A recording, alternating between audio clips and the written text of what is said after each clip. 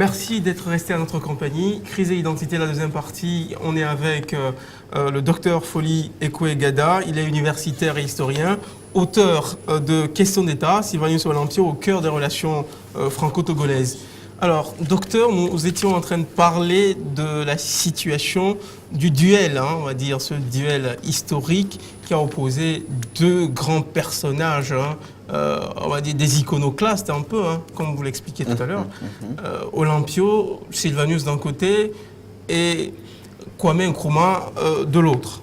Alors, comment est-ce que la France tire profit de cet antagonisme qui oppose les deux hommes, Olympio et Nkrumah, pour vendre au Togo, qui, à peine indépendant, devait négocier des accords de défense avec l'ancienne puissance tutélaire? Le Togo, comme vous le dites, accède à l'indépendance en 1960 sans armée. Le Ghana, dont une grande partie était une colonie, la Gold Coast, avait depuis les années 1900 une culture de la défense. Puisque dans les colonies, il n'y avait pas de restrictions concernant la levée d'armées. Ça fait que en 1960, il n'y avait pas de match entre l'armée ghanéenne et l'armée togolaise qui n'existait pas. Le Togo n'aurait pas pu tenir le choc en cas d'affrontement militaire. Absolument pas. Absolument pas. Nous sommes formels sur ce point parce que les Togolais eux-mêmes le disaient, les rapports le disent. D'ailleurs, les stratèges français ont élaboré un plan de défense de Lomé, dont nous avons une copie. Aujourd'hui, ça fait plus de pratiquement 55 ans, mais ça fait un peu rire. Comment il y a une focalisation excessive sur le Ghana. Parce que le seul danger, comme le disait Olympio, le seul danger contre le Togo était la frontière occidentale du Togo. Et puis la proximité de la capitale avec la frontière. Mais il y avait quand même, il y avait des mouvements sur la mer, à travers les pirogues, les gens venaient ici, il n'y avait pas de contrôle. Donc, n'oublions pas surtout que beaucoup de Ghanéens étaient au Togo, vivaient au Togo. Et beaucoup de Togolais avaient exilé vers le Togo britannique sous la colonisation allemande. Et le mouvement s'est accentué sous la colonisation française. Les supplétifs de l'administration coloniale allemande étaient obligés de choisir le chemin de l'exil. Tous ces gens ont fini dans la zone anglaise. Donc, il se fait que le conflit entre le Togo et le Ghana a permis à la France, surtout à la France, de proposer la sécurité internationale au Togo vis-à-vis du Ghana. Il est important de faire remarquer que les transfuges togolais, à partir de 1961, il y a eu un premier coup d'État manqué, en mars 61, contre Olympio. Il y a des transfuges qui étaient au Ghana et qui préparaient le coup à partir de là, qui avaient le soutien de l'administration ghanéenne. C'est vrai que je parle là de 1961. Le mouvement a commencé bien avant. La France devait, depuis 1958, préparer l'armée togolaise et la transférer au Togo dans le cadre de la cérémonie d'indépendance de 60. Cette armée n'a jamais été prête. Il n'y avait que 2 unités de la gendarmerie qui étaient prêtes, qui ont été transférées. Mais l'armée togolaise n'était pas du tout prête. D'ailleurs, le fait que les indépendantistes ont voulu retarder la cérémonie d'indépendance est aussi dû à ce problème-là que l'armée n'était pas prête. Il fallait un peu de personnel, un peu de matériel. En 25 avril 60, il n'y avait pas d'armée. Nkrumah avait déjà menacé, mais lui, il menaçait ouvertement. Il y a son ministre, Edou Seck, qui menaçait ouvertement, disant clairement que le Togo, le Ghana, voulait faire du Togo sa 7e région. Annexion pure et simple du Togo. D'ailleurs... ils avaient les moyens militaires de cette ambition face à un Togo nain. Un Togo nain, militairement, le Togo n'avait pas de marine, le Togo n'avait rien, n'avait pas de matériel, rien. Donc dans ce contexte-là, Olympio alla à Paris pour demander à la France, écoutez, continuez le contrat tacite En fait, c'est un contrat tacite parce qu'on parle de transfert de l'armée. Le contrat continue le contrat tacite jusqu'en 1960. En 60, on va voir dans quelle mesure signer un accord de coopération militaire. En fait, l'objectif de l'Olympio, c'était de créer ce qu'on appelle une force de dissuasion. Faire en sorte que le Ghana pense qu'en cas d'attaque, la France aurait réagi. C'est ce qu'il a répété à Dar es Salaam quand il est allé en décembre 1961. Disant que si le Ghana attaquait le Togo, la France, le Togo devait faire recours à son accord de défense, alors qu'il n'y avait pas en fait d'accord de défense. Il y avait que, C'était du bluff, un coup de bluff. il y avait que cet accord épistolaire, qui n'était pas un accord de défense en bonne et due forme. Donc la France, à un certain moment donné, a compris que elle pouvait jouer sur le levier du Ghana pour amener le Togo à mieux se compromettre avec Paris. Donc, vu que c'est la France qui s'occupait de cette sécurité, de temps en temps, étant bien informés, ils avaient des agents partout à Accra, bien informés, ils monitoraient les préparations d'attaque, les laissaient jusqu'au bout. Et quand les attaques parvenaient sur le territoire togolais, alors ils savaient, ils envoyaient des gens pour aller, pour élever ceux qui étaient les acteurs de cette attaque-là. Ils l'ont fait plusieurs fois. Ça fait qu'à chaque fois, on envoie un diplomate vers Olympio pour lui dire, vous savez, votre armée n'est pas à même de vous défendre. Il faut penser à un accord beaucoup plus sérieux, Beaucoup plus musclé. beaucoup plus musclé, comme par exemple les accords de défense que les territoires, les anciennes colonies françaises ont signé avec la France dans le cadre de l'UAM, où il y avait de grands accords de défense de zone et ensuite des accords de défense État par État. Alors, comment est-ce que vous expliquez l'antimilitarisme?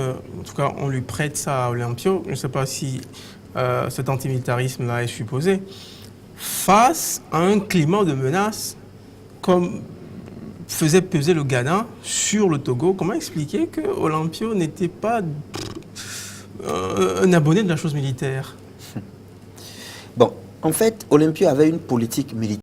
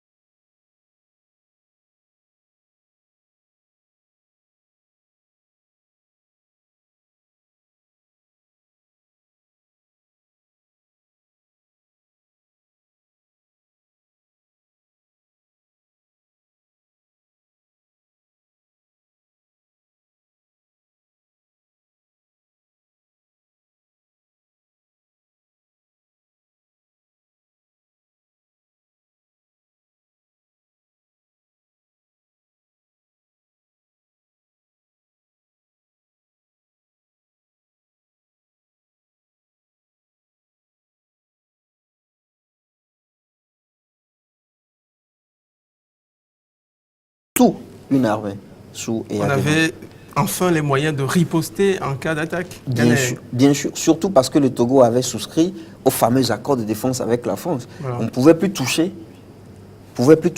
au Togo. Le Ghana ne pouvait plus le faire. Mais, bizarrement, le général Gnassingbé Eyadema tenait également à la zone britannique. On ne pensait pas que quand il est arrivé, il a dit que non, c'était un projet d'Olympio, des éveils, donc il faut...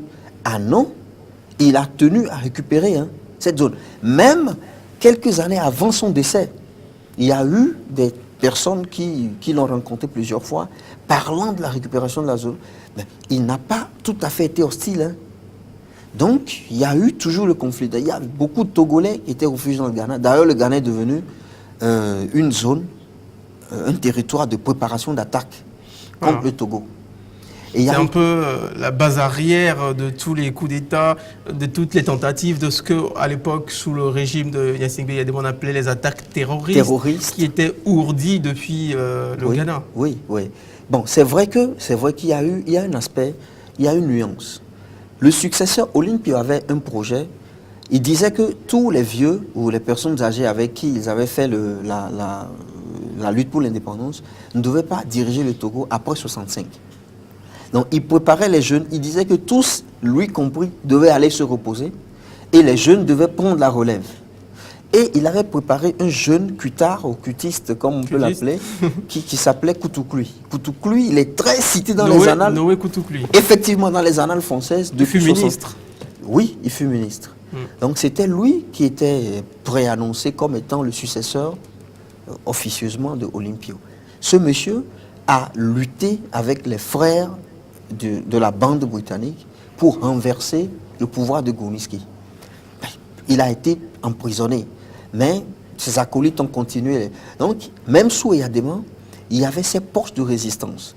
Ce n'était plus en vertu de la question Togo-britannique, Togo-français, mais plutôt en vertu de la récupération du pouvoir que les Kutas pensaient avoir perdu avec l'assassinat d'Olympio. Donc la chose a changé, il y a cette nuance-là. Donc pour Eyadema, le conflit avec le Ghana se mélangeait aussi bien avec la question, le fait que le Ghana ait volé le territoire du Togo, et le fait que ce territoire, en plus, hébergeait des gens qui luttaient pour renverser son propre pouvoir. Donc il y a eu cette dichotomie-là jusqu'à l'époque de Raolis. Voilà.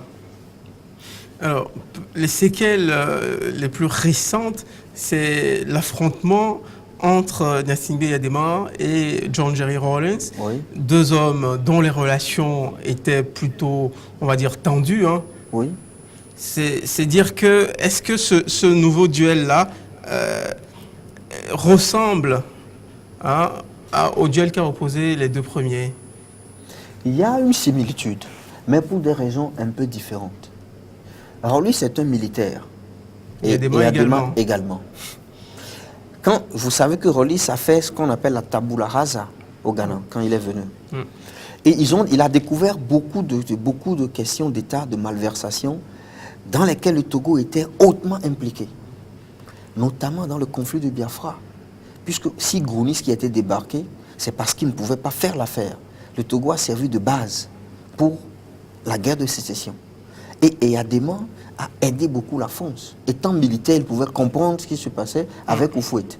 Donc, quand Rawlings vient, il découvre comment le Togo, la Côte d'Ivoire, le Burkina servaient de base arrière pour la déstabilisation de la sous-région. C'est vrai.